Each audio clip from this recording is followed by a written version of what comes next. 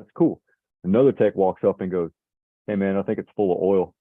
36 quarts got pumped into that thing. That's impressive. Yeah. I was like, dude, drain the oil out, check to make sure there's nothing in the combustion chamber, pull all the spark plugs. He pulled one apparently and went to go start it and clunk. Started again, clunk.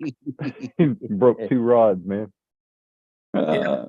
That was great. I got pictures of it. I'll send it to you, Rich. It's on my Facebook. Same thing happened at the truck center. Lube Tech did it with an International Max Force 15.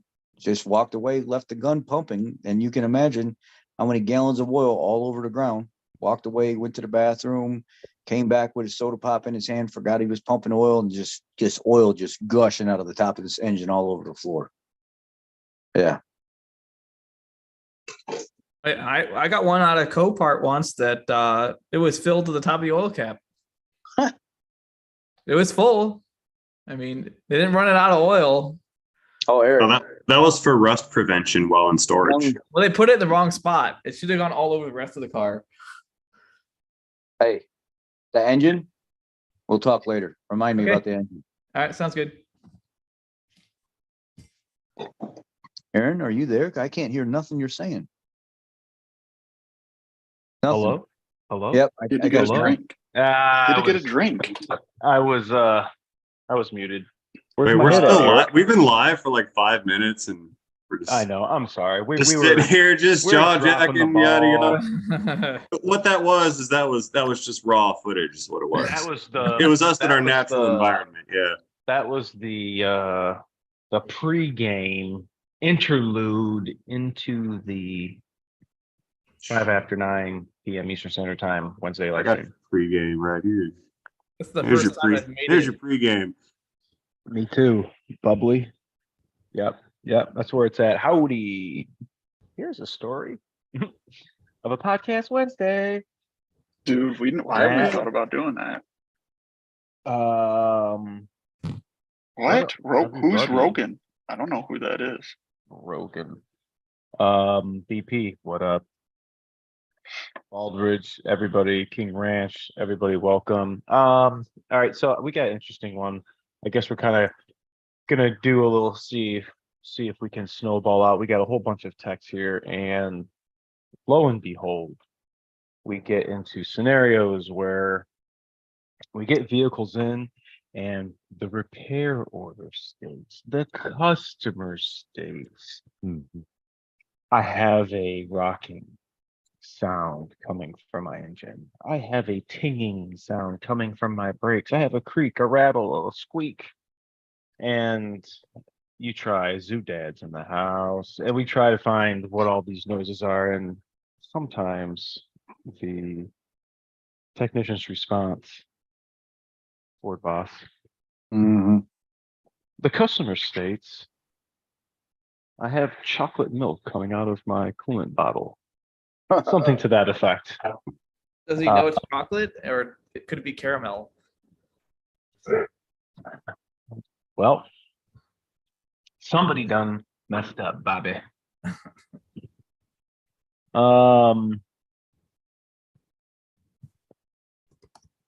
This Hey, one, Aaron. this one right here, this background image, that looked like chocolate in the coolant when it after it ran for about 15 minutes, and then it started bubbling and gurgling, and then it went from blue to green. What kind of Aaron. vehicle was it? What about my running lights don't work? It was a 99.3 BMW 323i or something like that. Oh, I've been sitting for a year undiagnosed, and the viscous hub had fluid all over the back of it. So at full operating temperature, you could stick your hand right in the fan and the fan would stop, and it wouldn't lock up at all. It was barely even moving. So the engine would overheat and overheat and overheat and overheat, and they let the head gasket go. It's been sitting there waiting to be diagnosed for a year, and I finally diagnosed it the other day. Those are bad about that. You don't want to put a head on that. I can tell you that right now. No, we told her we wanted to put an engine, but the engine that we wanted to put in it, it said they wanted $6,000 for it because there were only a limited amount available. There was like only 3 we could find that was in a decent like state radius around us. and they wanted $6,000 for it. It had 119,000 miles on it. Said, nope, not doing it. Junk it. Go buy another vehicle. Man, those are not that expensive of engines. That hurts. Yeah. What did you guys think about the Tremor, the 23 Tremor that I had on there?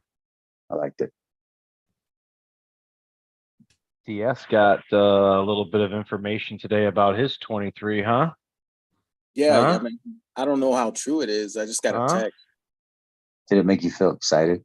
No, not at all. I don't know. I mean, Dude, That it's being pushed back another year, huh? No, You're just not our getting. world. it was damaged. No. yeah, he did say that. Yeah, he said it had something with the bumper. He took it right to the body shop, and I was like, "Well, did you send me a picture?" And he didn't respond. But it's kind of weird. I don't know how bad the damage was. So is it the XLT or is it your truck? I have no idea. He Huh. said it was the Lariat one, but I don't understand how that's possible. I never got a notification from Ford, so I don't know. Maybe Well, he mixed. that's been happening. The Ford has mixed up several customers' VINs in the name, the way they keep track of them. That happened at our dealership a couple times before I left. And one lady came in howling because she was like, "Oh, it said it was delivered. It was delivered. Where's it at?" Well, somebody just came and picked it up. It was not yours. It was somebody else's. Well, Ford sent me this notification that this, and this, and I got all these updates and messages. And we're like, yeah, look at the VIN of the one that went out. They got your name mixed up with the wrong vehicle. It wasn't your vehicle. Oh no. So it's not, and that's not the first time they've done that. So So it's possible. You know, I have no idea. Hammer Down Motorsports DS says power boost. Yeah or nah? Yeah, 100%. If you get a Okay. good one. I got a good one. Okay. little snot rocket. Don't expect the fuel economy on the sticker. I can tell you that right now. What's the fuel economy in the sticker? It's like 24. I've seen 23 on a trip, on like a road trip, We but get I don't really we go get- enough. we get a lot of this is not getting the fuel economy the sticker is getting. Ooh, imagine that. What if I went out there and looked? I mean, if I go into the screen, I wonder what it says right now. I have no idea. I've seen them be around 17 to 18. But if you had your Is- VIN, if you have if is that in the live data, the connected vehicle data, will it tell you about what's on the cluster or no? That's not on there. It's not on there. Yeah. Not on. We Mhm. can go. I'll go and look and see. I'm kind of curious. I don't drive it. My old lady drives it. Plus, What do I'm you gonna think it says right now? I have no clue, but I want to look. I think They it have- says. I think it says 16. 20.5. 16. That sounds pretty good. Well, I mean, is she driving it like a hybrid, or is she just driving it with her foot matted all the time? Matted. I Drives would. it just That power average. boost deserves to be about- matted. She's as average as it comes. I mean, Matted. there you go. I just turn it in. Like, I took a C-Max down here to Chicago, and I asked for that thing. Dude, I love driving the hybrid around. It's like a video game you get to I play. need to look at Get to your. see. You know, Matt, you notice if you really start to zero in on the car and figure out how it works, you can make that sucker move like 35, 40, 45 mile an hour before the engine even kicks in. It's like, Yeah, dude, I have used maybe half a gallon of gas since I got down here. yeah, you can Like, start to- the you speed can- limit's 40 everywhere, and if you just feather the throttle All right, just right. here it is. Let me flip this around. The last Ford training I went to, I had a Fusion hybrid. I think I used like a quarter of a tank of gas in a week.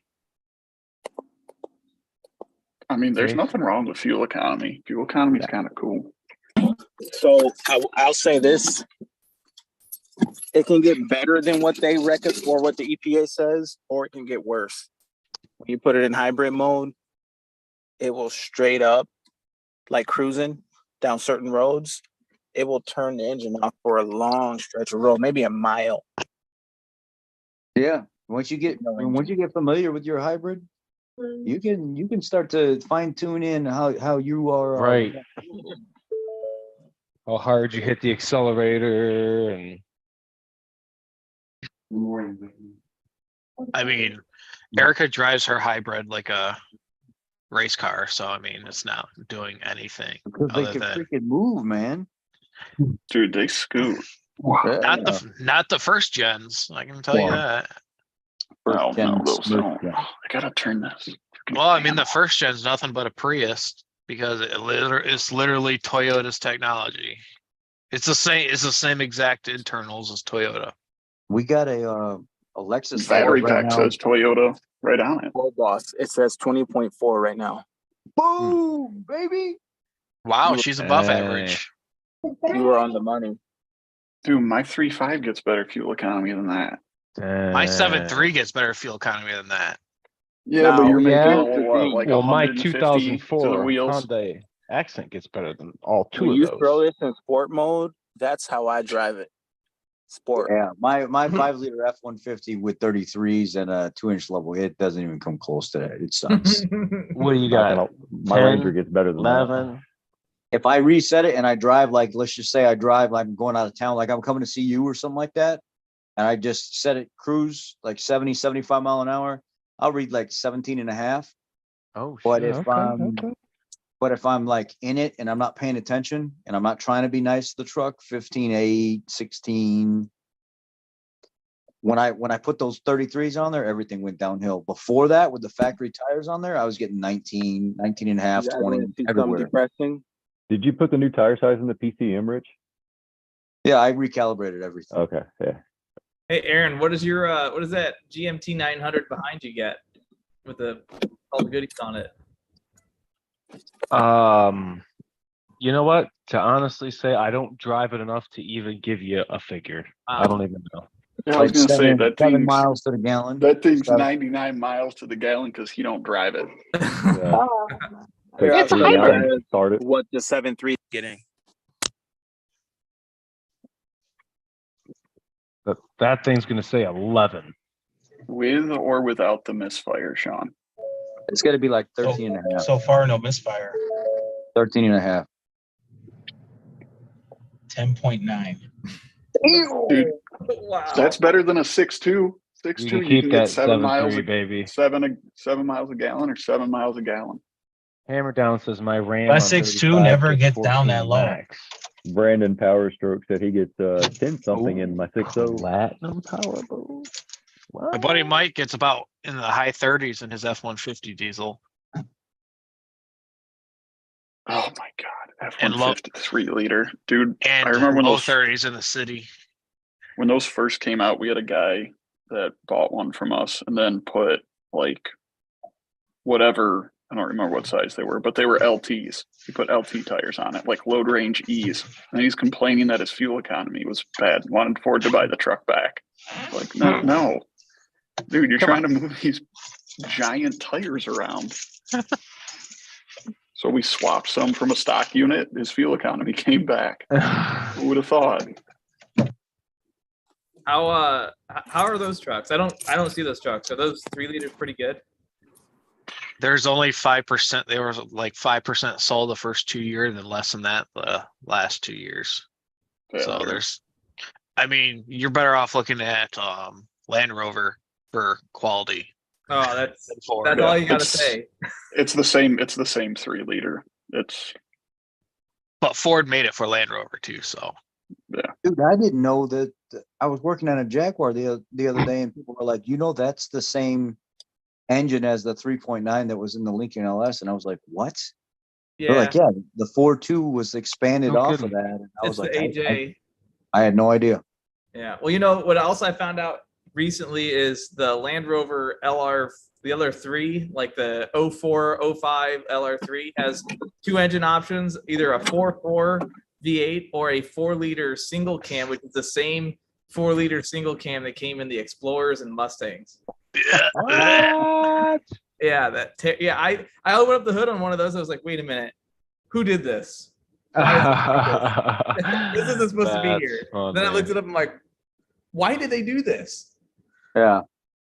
One of the That's guys in my funny. comment section in one of my videos I was reading through, and he was like, "That's the original Coyote," and I was like, "Huh?" And he was like, "Yeah, the 4.2 liter, like expanded off the 3.9. That's the original Coyote, is what they used to call it, like back in the day when the Coyote came out." If you look at the way, I don't know a lot about it, but this is what this guy was saying. If you look at the way it's designed, like the intake manifold, the way it's laid out and stuff, and then you look at the Coyote, there's a lot of similarities. And I Yeah. was like, I guess I could see a little bit, but It's yeah. I am not a fan of AJ Motors. I've torn down a 5-liter supercharged. I've worked on 4.2s, 4 liters, 3.9s. Nothing but trouble. I'd rather have a Coyote any day of the week. Oh yeah, for Ooh. sure, for sure.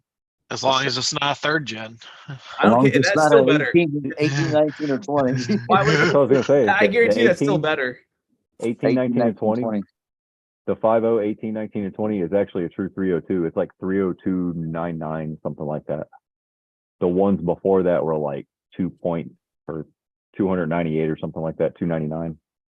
So what's Well, what's so that's bad the- about those? Because I'm It's not. the first Plasma. year. It's the first year they went from 10.5 to 1 compression. They went up to 12 to 1 compression, and then Direct And- and port injected. direct and port injected. And they went from a cast iron cylinder sleeve to Plasma arc. What's it called? Plasma. Plasma line or whatever? arc. Yeah. Plasma arc. You get And then they cylinder had- one scoring a lot. Yeah. Wow. They had problems with like the oil consumption issues and stuff like that. And then you just order another one and put it in. And Same sometimes thing. it fixed the problem. Sometimes it didn't. People were complaining 30,000, 40,000 miles later about drinking oil again. So Hey, Eric. So they just did a PCM update and it didn't fix it, but Nope, it didn't. Yes, sweep sir. that one under the rug. Hey, you got a ABS module for 09 Tribute Probably. I could probably come up with one. and a PCM. And a PCM. Why do you need Yeah. both? If I may ask. It's for my coworker, man. He's got. Well, let me get with him first. I need to look at the codes. I know he needs an ABS module. I know for Okay. sure. Mark So- Parker has a has a good question. He says maybe it's a stupid question, but what procedure do you guys use to check your oil on the 6.7 right after you change the engine oil? My owner's manual says to get the engine warm and wait 20 minutes. That's pretty much what you're supposed to do. The owner's manuals. The owner manual is the Bible. I think the manual tells you to let it drain for like half an hour too. Yeah, But let I it find happen. though, if you do let it drain longer, I wind up having to put almost 14 quarts in it. Almost. Yep. Same Oh, here. yeah. No? I do an oil pan, it's 14 quarts. Yeah, absolutely. And Well- you know, if a customer comes in and is waiting for the oil change, sometimes they'll be back there kicking bullshitting with me. And as soon as it stops, physically draining, I'll throw the plug back in and spin the filter on and lower it down, put oil in it, put 13 quarts in it, and ship it on its way. But technically, yeah, I guess you're supposed to be. I You did know. have a claim get kicked because we had 14 quarts of oil build out after I did an oil pan. I had a And the claim get response kicked for a was, zip tie. why is there an extra quart of oil? It's like, well, do you want it on the stick or not? right. I had a claim get kicked for a zip tie. A zip tie. You guys bill out zip ties? Yeah, they kicked the claim for a zip tie because Oh, like you didn't have one build? they didn't bill a zip tie out. And it's like, and my service manager came to me like, "Hey man, did you put a zip tie on that?" Like, yeah, you got to like zip tie the harness. He's like, "But they didn't bill one out." And I'm like, "Okay, talk to your parts guy." Like, Why can't they just bill a zip tie as a shop supply? Yeah, That's what I would think it would be. That's what Well, we did. Everything, stuff like that was a shop You have to supply. bill out a zip tie, but you have to source it locally. yeah. Luckily, I had like 500 of them in my toolbox, but like a 13-cent zip tie that kicked it. I had my first 23 in for service. Gasser. Customer complaints. Customer states. Customer states the blinkers, the indicator on the instrument cluster is blinking like you got a bulb out. Tink, tink, tink, tink, tink, tink, tink. Go around, look at all the exterior lights. Everything's blinking normally. Look at the lights in the mirror, normal. Lights in the front, normal. Back, normal. Was really weird. Hooked up FDRS, didn't have any codes. Tried to reconfigure the steering column control module. Nothing happened. I wound up making a video on it, and just to show the path, the journey I was going. And I'm like, well, fuck, let me go into the BCM. Went into the BCM, opened up the door, looked at the programmable parameters, looked at them. It said LED and this and this. I was like, I don't want to change anything. And in order to get out of or to exit the door, you got to go down and physically hit the bubble that says exit and then hit OK on FDRS. Application is finished, shut the key off, turn the key back on, exited the screen I was in. I went and tried it and everything worked. I'm like, what the? I didn't change anything. I didn't tell it to do anything. I opened the door and shut the door. I didn't change any configuration data. So it was really weird. This is a personal friend of mine, so I'm in touch with him constantly. So it was really strange to see that happen, but none of the bulbs on the outside were blinking fast, but the front lights were LED, the back lights were incandescent. If you guys remember me talking to you about the two different modules on the back of the truck, we have the body control module controlling one set of incandescent lamps, the top ones, and you would think logically, right, in diagnosing that the BCM's got to control the bottom set of lights, right? Right? Wrong. It goes to an auxiliary lighting control module. So the BCM and the auxiliary lighting control module both have to simultaneously tell those lamps or that circuit that they need to blink together. So, everything was fine. That Hooked up the reminds me, computer. was it Friday that I called you and I had you on that conference call with the running lights? Yeah. No, maybe it was Thursday. Thursday, Friday. American Diesel Tech. He called me. The F-350. It had no running lights, but it had brake lights, turn signals. Remember that? So I was like, Yeah. let me call A-Rod right quick. And 3 different states, all of us looking at a wiring diagram. He did everything that he was supposed to do. Come to find out, it was a configuration in the BCM. It was like you're talking about. It was LED, incandescent, stop, park, run. He clicked on stop, park, run, and hit OK, and everything started working like it was supposed to. It was just a configuration. Those buzzards. Yeah, I don't know what mine was. I haven't a clue. I was more curious why this. Because remember, he can manually ground it, and the lights would work. But whenever you do it with the switch or whatever, nothing was working at all. Tomorrow night's video is going to be real interesting because this was at another dealer. And they said because it was a tow truck and it had all this wiring and all this extra added malarkey, that it needed a BCM. All I had was body control module, lost communication with this and this and this and this and this and this. Well, I guess because the body control module was communicating all this, that they just deemed that it was bad. When in reality, what was happening is the MS CAN network was going down. I'm going to show you what happened. It was kind of a unfortunate a learning experience, I guess you should say. I will not forget this. It was more story time than anything. They duped me. Them buzzards got me. You'll have to see. It was a good story. Never again. SRS, supplemental restraint. I recently had a Ford where the vent valve would not work. And the customer went out and bought a vent valve based on what they were seeing online and stuff like that. And I says, okay, I'll put it in, but I'm not going to guarantee that's the problem. So I put the vent valve in, still won't do anything. Power supply is constant off of a fuse, and then the PCM grounds the circuit to control the vent valve. It needs a PCM. All the way back to the PCM, pull the wire out of it, ground the circuit myself, no problem. Load test the circuit, no problem. PCM's not supplying the ground to run the emissions properly.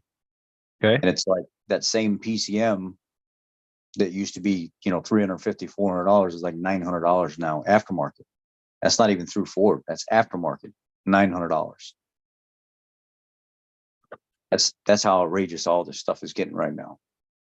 I know. You know how much an AC compressor was for a 6.7 bucket truck? $761. Oh my God. Ugh. Isn't that crazy? That's absolutely insane. That alternator I did for that King Ranch F-150 that had a 3.5 EcoBoost in it, $981. Just for the alternator? Yeah, because it had a power supply in it. Holy crap. I looked up a AC compressor for a 12 Civic Hybrid today. Used $900. I'm gonna say that's gotta be some money. Wow. But there's a What lot was it more again? going on. What'd you say? What was it again? A 12 Civic Hybrid. What were you kind of part you were getting? AC compressor. Oh, AC compressor. Okay. Yeah, used was $900. I looked up new price. It was like $2,400 or $2,500. Holy high volt? crap. Is it a So high what's voltage going compressor? on the It power is. boost? Yeah. With the AC compressor, is that going to be like a extra complicated component on a power boost? If I remember right, it's high voltage. That's how the electric Focus was. That's how a lot of the electric vehicles are. And I had to put this special high voltage AC oil. Had to drain the machine, purge the machine with the new POE. oil. Yeah, it was a pain in the Dang. booty. We had two different AC machines for that. We have a Oh, did hybrid ya? machine and a regular one. Well, I think Bearded no. Vortex actually has a machine that switches back and forth between the two. It switches between 134 and 1234. That's pretty cool. What? That's pretty Yeah. cool. The dual machines. Who Yeah, makes that's it? Forgot. I posted a video on it today. Actually, Oh, I saw the kinda- name when I looked at your video. I saw the name on there, and I can't remember the freaking name. People were asking me how does it switch back and forth, so I just kind of did something short while I was cleaning up my shop, like how to switch it. So, but yeah, it does both. I got a good deal on that machine. 4 8-ounce cans of 1, 2, 3, 4. Is it 8-ounce cans? Maybe it's smaller. It's 4 small 7 cans. ounce. I don't know what it is. That recently at AutoZone, I went in there and I see they have a pro box now where you can get the 1, 2, 3, 4 in a rechargeable can with an LED display. But you have to ask them to pull it from the back because they have an empty box on the display. And the guy said it's $160 just for that one can with that LED display. Or you could get 4 individual cans for like $150 for 4 small cans. Damn. Dude, we have a parts cage that's got probably like, I don't know, 15, 16 tanks in it. They keep a padlock on it. They chain it to a pallet rack because those tanks are like what, $1,500, $1,600? Yeah, they're wild. Oh, we got some guys doing the weekly fuel check-in. 14. Oh, hold on. Let me look 14. outside. I'll tell you. 414. That's not In bad. Chicago today, I noticed diesel was $3.99 a gallon and gas was $4.59 a gallon. I've not Wow. Yeah, I seen was just gonna gas. say.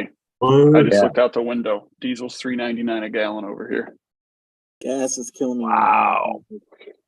But when I went on Gas. my motorcycle ride in the boonies last weekend, I think I saw it at like 3.27 a gallon. It's all where you are. Wow. But this is Matt. This is the first time in my entire, well, I can't say my entire life because I don't know, my adult life where I've actually cared about what I'm spending, where I can look at I was going through the city today, going to pick up the trailer to get my toolboxes from the dealership. And I look up at the gas station. I'm like, what? I haven't seen gas overcome diesel prices in a long, long, long time. This is a first. I wonder what's going on. There's not a diesel shortage like they tried to tell us. I can tell you that much. Yeah, that was funny. That was messed up. I don't think anyone fell for it though. Well, they blamed it on one specific person because he jumped the gun based on what he was saying. I'm not going to say his name, but then you turn around and you look at specific countries saying that they're no longer getting oil and stuff from us anymore. And that's also gonna affect the supply and the demand. So something's got to change there. And I think we're just at the initial stage of seeing what it's going to be like. Let's just fast forward 6 months from now. It's probably not going to be very good. Yeah, that's going to be kind of scary. I mean, even for just like our infrastructure that we deal with Yeah. the automotive, and I think we take for granted at times really how much we use the automobile, because it's such an everyday part of our life. We have multiple of them and they're everywhere, literally everywhere. And if that gets impacted, then we're going to have a really, really big problem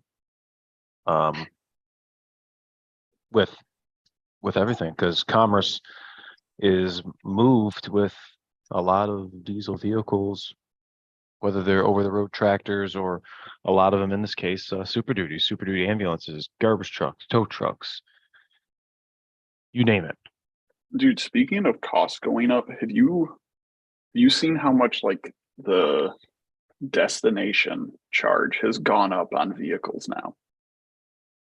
Before it used to be like what, $800?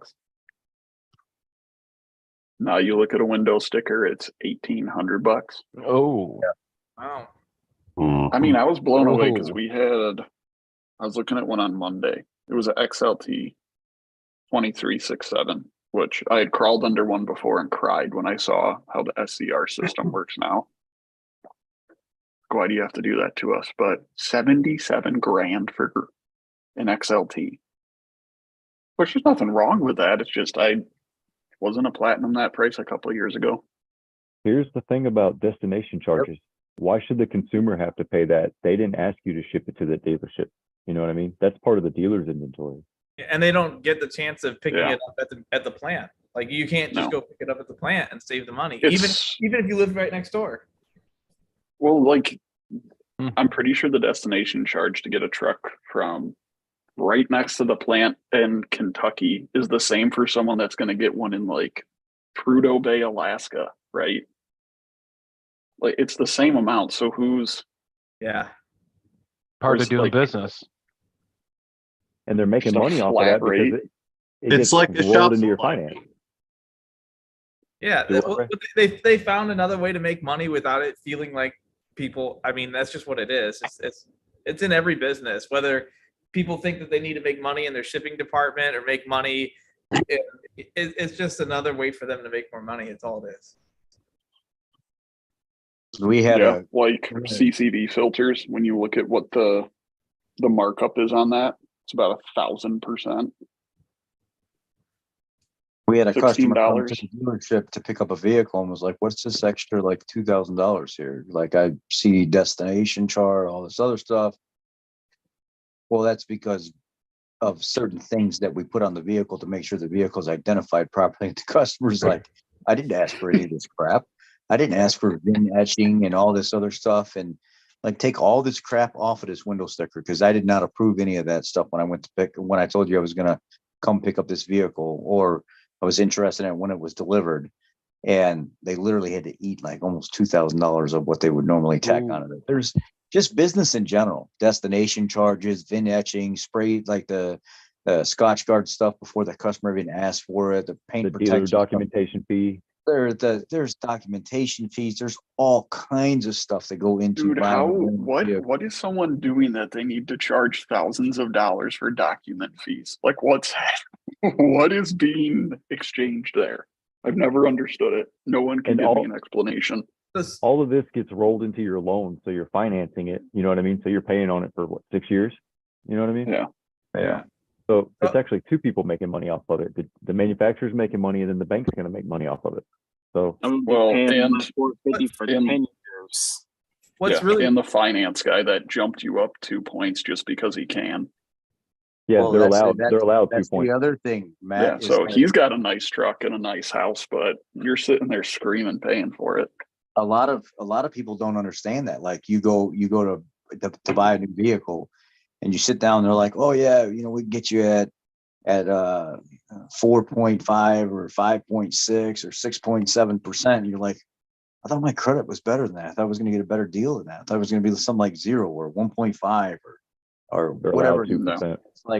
It's like, what they don't tell you behind that is while that guy's up there trying to get everything approved, he probably did get you approved at 1.5 or 2.5, but Mhm. because he has the leeway, he can add a couple percent to that to make sure he's taken care of. There's Yeah.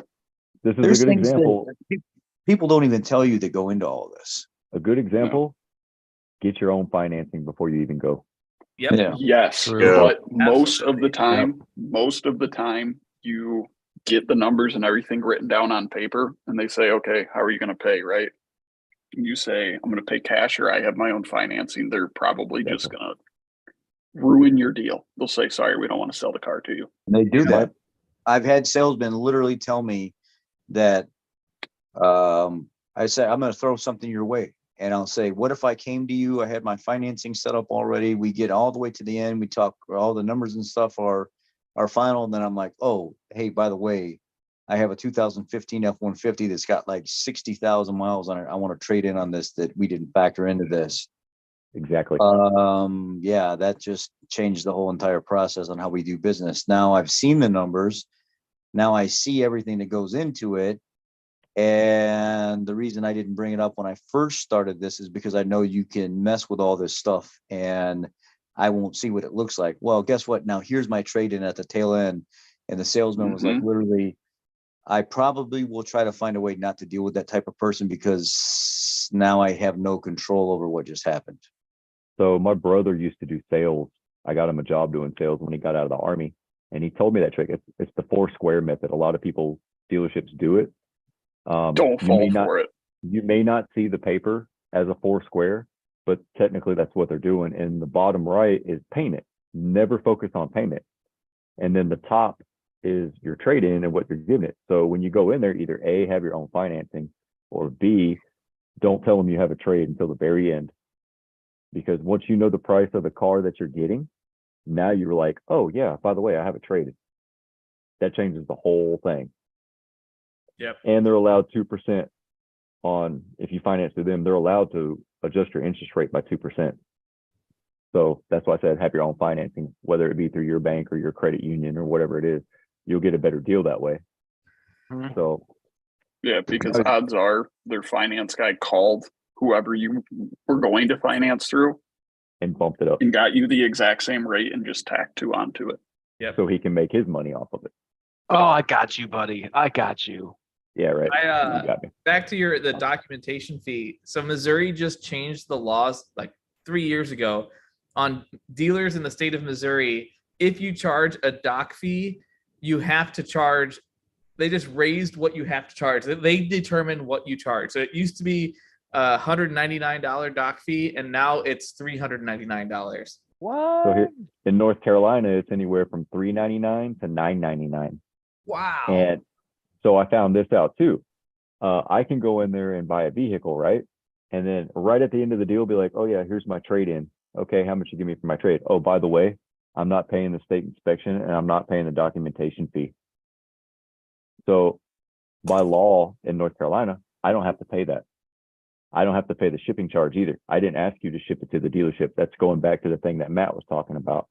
I didn't ask you to ship it here. I'm not paying a $999 fee for somebody to go upstairs and do some title work. And it's got to be inspected before I buy it anyway. True. So I want to go trade my 250 and the radio don't work. I bet they won't even check the radio. no problem found. Yeah. No, they'll throw it on the lot 20 over MSRP and someone will buy it. And I found out this was in 2015. Things may have changed by then, but a guy was buying a Raptor when the Raptor came out, the 15 model, and I haven't even PDI'd it yet. And the salesman was like, hey, I need to get this done right now. I was like, okay, what's the big deal? The guy's paying cash for this. It was like a $65,000 truck at the time. I said, how much you sell it for? It was like 58,000. I was like, you took that much of a loss on it? He said, yeah, dude, money talks. We'll make it up on the next person that can barely finance the floor mat. Those were his exact words. And I was like, wow. So here's something that a lot of people don't know about, that I hope by bringing this up, it doesn't get anybody in trouble. Or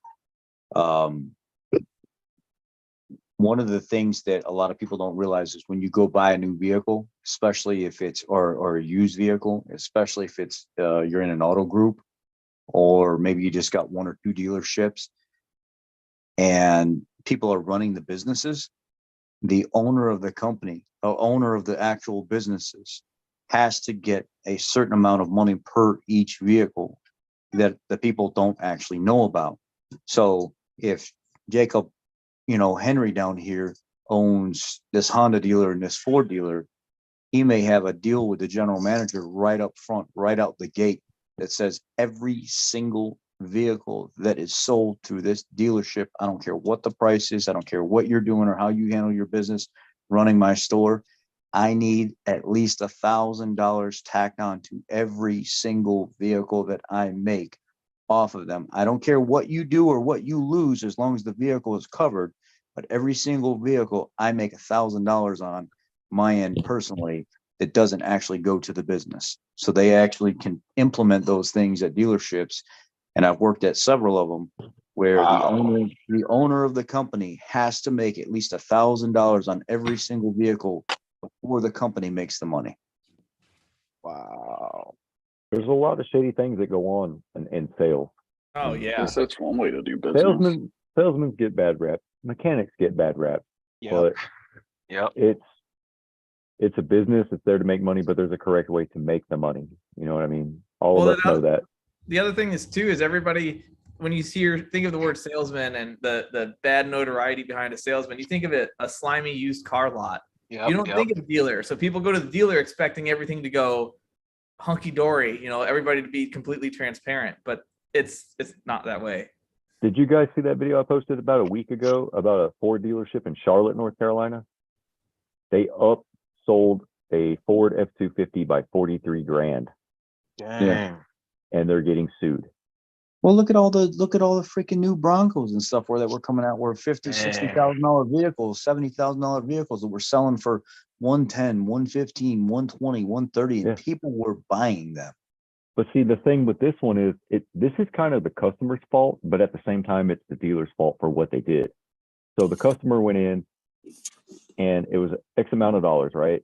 So he's in there in the finance office and they're like, oh yeah, we're getting ready to close. We'll have all this paperwork ready for you in the morning. Here's your keys. That's mistake number one. He left with an $80,000 truck without signing any paperwork. So when that happened, a couple of days later, he gets the paperwork in the mail and it had been marked up 43 grand. The total price of the truck after the markup was like 105 grand. Oh my goodness. And he's like, that's not what we agreed on. It had a whole bunch of stuff added on, like service plan. It had paint protection, everything, VIN etching, a bunch of stuff added into it. And his signature was forged onto it. No way. Wow. Yeah. Ooh. So there's a lawsuit going against this Ford dealer in Charlotte. So where he messed up at is he left that dealership taking the keys without having any paperwork with him.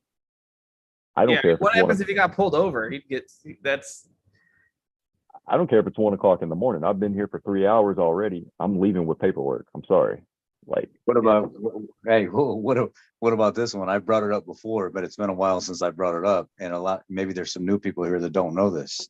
Matt brings his platinum F350 into me and says, yeah, I want the Black Widow rims. I want the upfitted rock fucking sliders or whatever on the back. I want the upgrade kit for my bed rails and stuff, or, all this other stuff. Everything's done. Everything's done to Matt's standard. He loves what he got. He's driving around, and a couple days later, he thinks to himself, "Wait a second, where are my factory rims? Where are my platinum rims and stuff that came off this vehicle?" Let me go back to the dealer real quick. Wait a second, you guys did all this upgrade stuff, but you didn't give me credit for $3,000 worth of rims and tires that you just took off of my vehicle that was just Yeah, financed. no kidding. Where are my rims and tires at? Oh man, we had a Super Duty XLT that came in at the Honda store, and the guy wanted some upgrades, and we sold those platinum rims and tires to that guy for like $1,700. And wait, how's that okay? I paid for those rims and tires, and now you turn around and sold my rims and tires that you took off my truck and didn't give me credit for any of that, and then made even more money off of it going to somebody else. I want my rims and tires right now. True story. The dude flipped, and he was standing in the service department screaming at the top of his lungs. 2 days later, he had a brand new set of platinum rims and tires being put right in the back of his truck, and the dealer ate it, because people don't know that when those upgrades are done to those vehicles, when they come into the dealer and the markups are all on the tag that are on the door, those rims and tires that came off that truck, you're still paying for. You're still entitled to that stuff that came off that truck. so here's the kicker on that. Ford got involved with it, obviously. They tried to buy the truck back from the guy, and he refused. What is this? What are you talking about? The one that In Charlotte, in the lawsuit. So Ford's trying to make it right, and the dealer tried to buy the truck back from him, but he's refusing to sell the truck back. But he should just sell it back to him. I mean, what the? Yeah. So He's like had I said, it now. He's put miles on it. Now he's got a chance to whatever. So he's wrong for leaving with the keys without having any paperwork, and the dealer's wrong for forging a signature. So it's going to be a cluster. I'll tell you that. The dealer should have known better not to Oh yeah. They knew what they were forge a doing. signature. I mean that's definitely a no. Well, I mean we had a couple come into the dealership, and they bought you guys remember when the Expedition Max first came out? People are like, "Oh my God, never seen one of these things. We got to have FDRS to talk to this thing. It's going to be something special." And they were prepping us for all that. We had a couple come in, an oil field couple, and the guy makes hundreds of thousands of dollars, and the wife was like fancy jewelry and pearls and everything else, and she was, I mean, to the nines, man. The nicest purse and shoes and everything else. You can tell she had no problem spending his money. And he left early and left her to figure out which Expedition Max she wanted. She goes test driving a couple different Expedition. I want the black one. So she goes and drives the Expedition Max. Falls in love with the vehicle, all the autos, this and that, and third row, and wipe your ass for you, and all the other stuff. Well, she takes the vehicle. It's like $1,400 a month payment on this thing. But this was at the time when it first came out. They knew what they were doing. They were going to get her for everything that they could. Plus, her husband wasn't there, and they sold her the vehicle.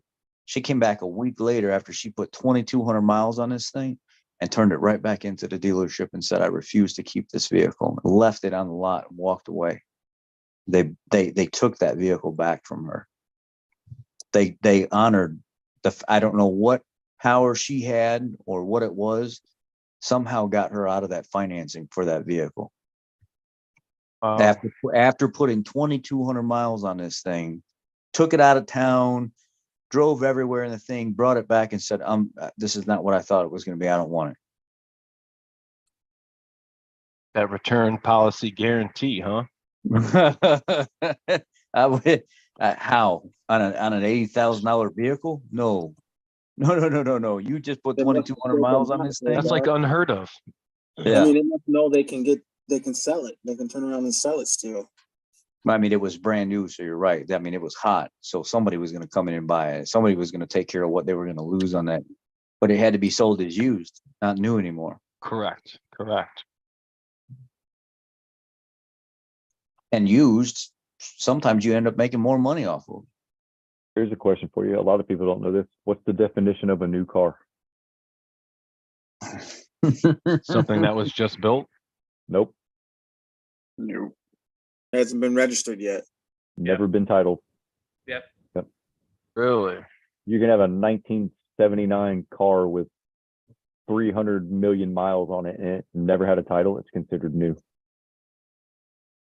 Well, a vehicle could Really? be, just manufactured and get into an accident.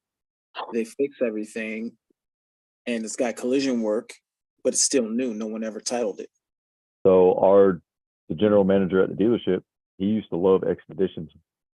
He would drive around the brand new one, wait till the 5,000 miles, do an oil change on it, and then put it as a demo, but it's still being sold as a new vehicle, but they would mark the price down because he'd drive it for 5,000 miles. People will come in, well, it's got 5,000 miles on it. That's not new. It's never been titled before. Yep. So They did that at the dealer I worked at. What about? I mean, that's what our whole demo fleet is, or our whole loaner fleet. They put them out for whatever mileage is, 2,000 miles. All the managers turn their cars in and they go out on the lot, get sold as demos, but it's titled as a new vehicle.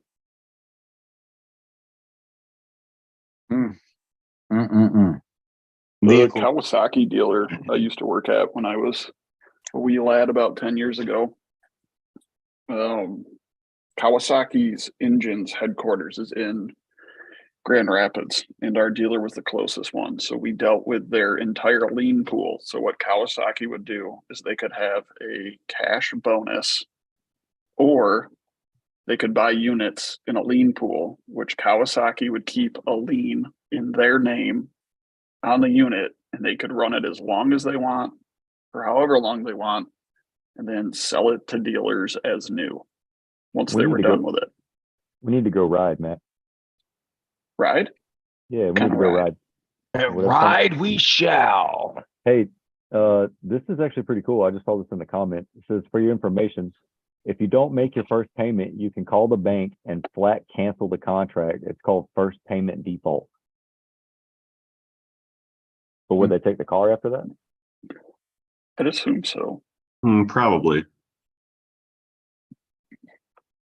What happens to the vehicles that come in on transport? Like I had a Super Duty show up and the driver left the sunroof open and he drove through a bunch of rainstorms on the way to drop it off at the dealership, and the whole inside front driver passenger dash and everything was just covered in water. And the cluster had moisture behind it. The radio had moisture behind it, stuff. They had to bring in these dehumidifiers and sterilize the carpet and put new headliner and stuff in it.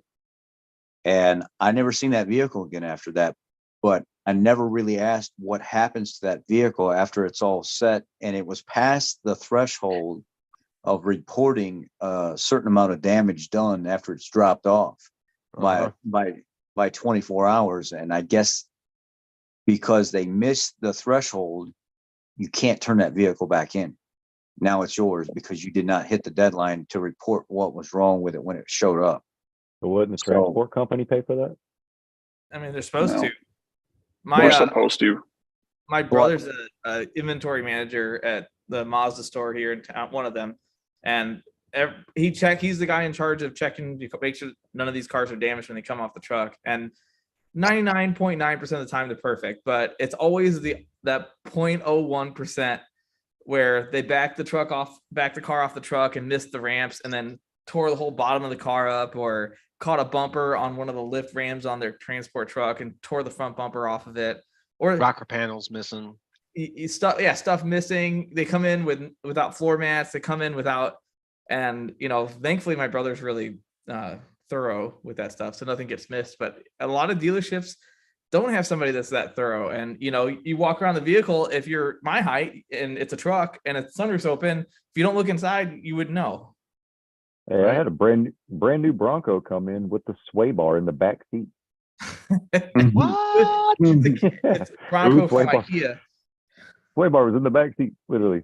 It's like, why is that back here? Sure enough, put it up in there. There's no sway bar. Like, Well, at least they gave it to you.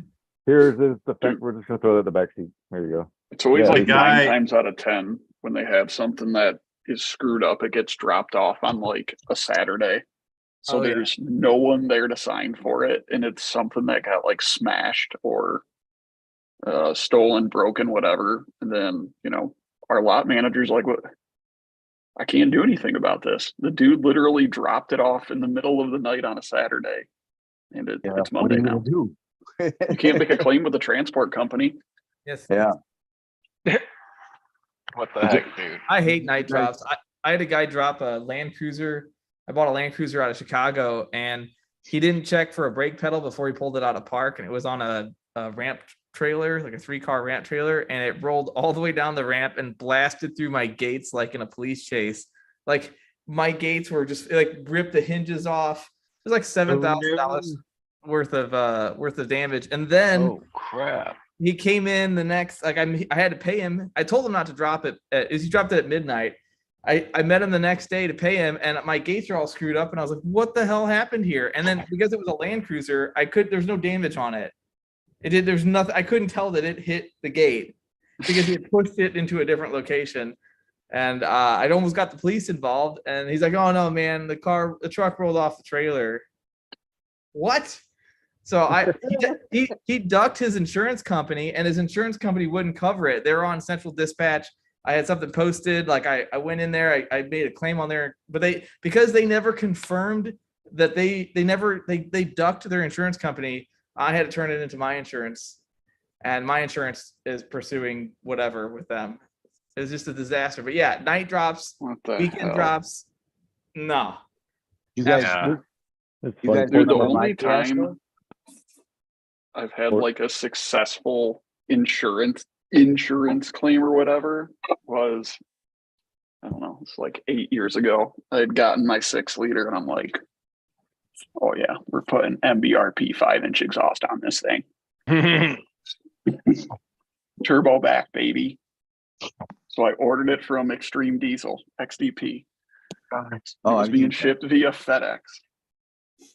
I was living at my parents' house, and I think I got home from work or something, and I see this box sitting out the garage that, dude, it looked like it got ran over by like anything and everything between here and there. So I opened the box, and the thing's all dented, scratched, whatever. So I did what any like early 20-year-old would do at that time.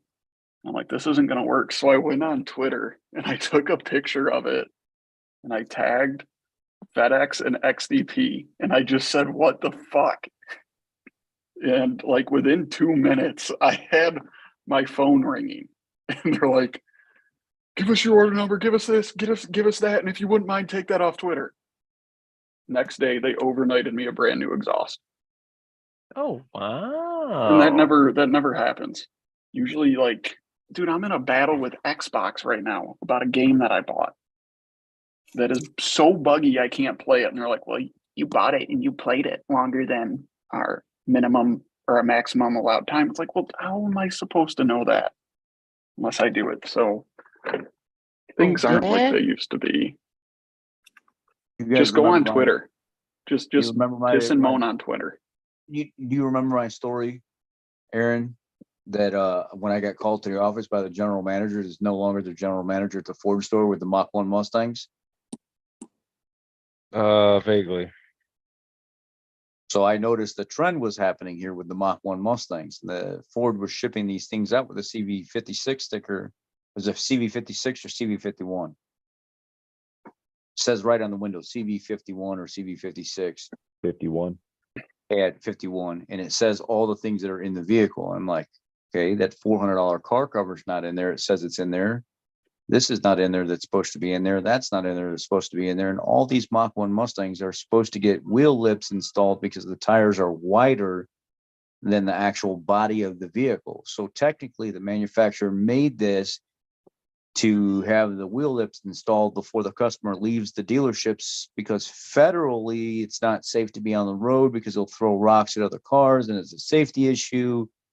So in order for the customer to come pick this vehicle up and drive it on a public roadway, these wheel lips have to be installed on the car before it leaves the dealerships, because you're letting them leave in an unsafe condition that could possibly hurt other motorists. So why are they not in there? And why is the car cover not in there? Well, that typically shows up a month later at the customer's house. It'll get mailed. And I'm like, oh, some of them are in the vehicle, some of them aren't. Is there no consistency on Ford's part here? I mean, what is going on with this here? Why are Really? some there and some aren't? Why are some of the lower balances that are like $600 a kit in these cars, but some of them aren't? And every one of these that get the track pack are supposed to get X, Y, and Z, or A, B, C, and D. And these people are ordering it and they're not getting what they're paying for. This is like up to $3,000 worth of add-ons that are supposed to be with these vehicles, and they're not being shipped with these vehicles. Something is wrong here. This is not okay. The customer shouldn't be paying this much money and not get what they are paying for, what they ordered. So I show the reasons why. I show the CV51 sticker. I show all this other stuff. And I got like 3 or 4 videos up about this whole thing, and I'm documenting this scenario that I'm seeing at the dealership over and over and over again. And I said, you know, to support this, it looks bad on us because, you know, Grandpa Bob that has his 3rd midlife crisis or something like that, Mach 1 shows up at Cars and Coffee, and Billy Bob over here has his Mach 1, and it came from Aaron's dealer, and it's complete. It's dressed up. The lower valance is there. The wheel lips are there. That's a sexy looking car. And he's like, wait a second. How come my car looks different than your car? I ordered the same one, just a different color. Oh, you didn't know you're supposed to get all this other stuff with it when you order this package? No, They threw that shit away. They didn't do any of that stuff for me. What's up with that? Well, then we're getting complaints. We're getting bad reviews. They're coming after the dealer for this. So what is going on here, Ford? Something's got to happen here. So my voice was obviously heard somewhere in these videos, because I came to work, and Ford boss come to the office. Ford boss come to the office. Head down, tail tucked between my leg. Here we go. I'm going to get fired today. I'm kind of one of those. Good day. Well, good day, and also reluctant that you're taking the walk of shame like you're in trouble, but at the same time, I can't wait. Just do me a favor. So I go to the GM's office. He said, hey man, I've seen the video that you put out about the Mach 1 Mustangs. Absolutely love that you're advocating for the dealer and the customer and stuff like that. But I got a call from some bigwig up in like the Chicago plant somewhere, that's some like manager. And then I also got a call from like corporate in Dearborn. Yeah, they want you to take down this video. What happened to freedom of speech, and showing the customer kind of what goes into this, and speaking out about problems that I'm seeing that are not getting fixed. Yeah, I know you're right. That's I'm sorry that it has to go this way. So what are you going to do? You're going to fire me? No, I'm not going to fire you. And it says, well, then, okay, I'll take the one video down. I didn't say nothing else about 3 other videos that I have in the library. So I take the one video down. The next day I come in, Ford boss to the office, Okay, here we go. I'm going to the office. Now what? Well, they seen the other 3 videos you got in there. Says, so what do you want me to do? You're going to fire me then, right? Because I ain't taking them down. And he says, no. I'm not going to fire you. Can we make a deal here? And I said, well, the only deal that I'm going to make with you is if I remove those other videos, you're going to come out with a professional letterhead owning up to your fault. And you're going to admit that this is not right, and that this is how we're going to fix it. And they said, well, actually, they came up with an actual professional Ford corporate letter stating that, yeah, there is obviously an issue here. These parts are supposed to be with the vehicle. Yes, you are correct. They are rectifying this situation, and here's the letter. You are free to make a video about it. They said that that's more than acceptable for you to notify your followers and stuff. It's being fixed. Up to this date, there was obviously some shipping issues with parts that were supposed to be with the vehicle. This is how you go submit for a misbuild, and it's still up on my channel. And from this point forward, there will be no more mistakes. And if from this point forward there is mistakes, then that should be taken up with the transport company, because we're going to make sure that we fix this. So sometimes, what is the squeaky wheel gets the grease. Yeah, And not always bad. I was putting my neck on the line for the customer because I did not feel right about what I was doing, putting these vehicles together and then putting them out for them to take them. I could have got fired. I could have lost my job. I really Being could all have. janky. Shoot.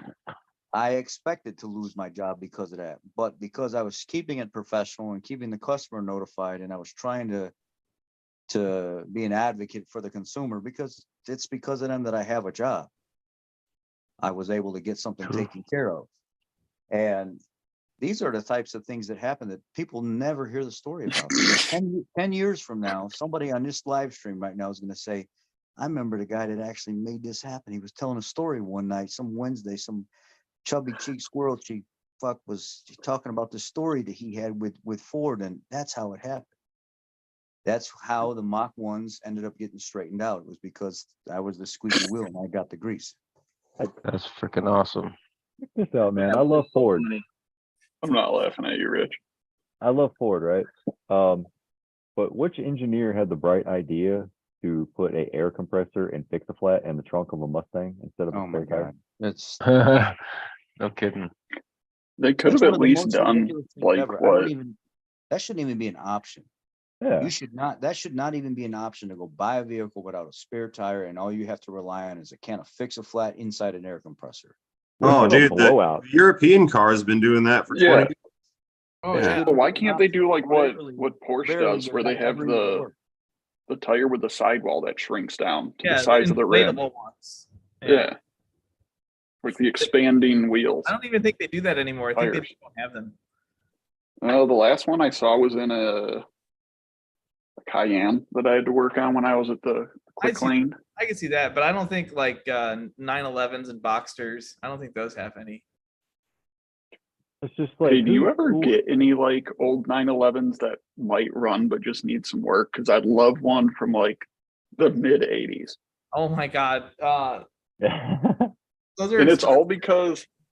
because when I was going out for a motorcycle ride on a Saturday, this dude in like an 80s 911 just took off in front of me. So I pull up next to him and I'm on my bike and I'm like looking at it, give him the thumbs up. It had the rough wheels. Dude, it was just a beautiful car. And I can't get it out of my head now. So if you have one, please just give it to me. They're I don't know if you've paid attention to what cars from that era are doing in the market, but they're not getting cheaper.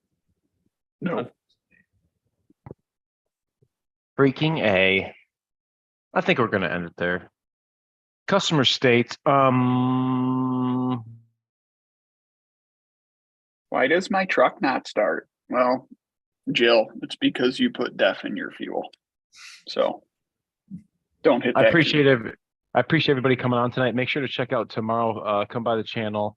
Get your dinner ready and your favorite drink to wash down your food, and come back and check out. We have a story time video that's going to be quite interesting. And hashtag Break Clean Mafia, Break Clean Mafia, Break Clean Mafia, Bacon Grease Mafia. I hope you guys have a good rest of the day. Tomorrow is Friday's Eve. I hope you guys have a good one. We'll talk to you later. See you. See you.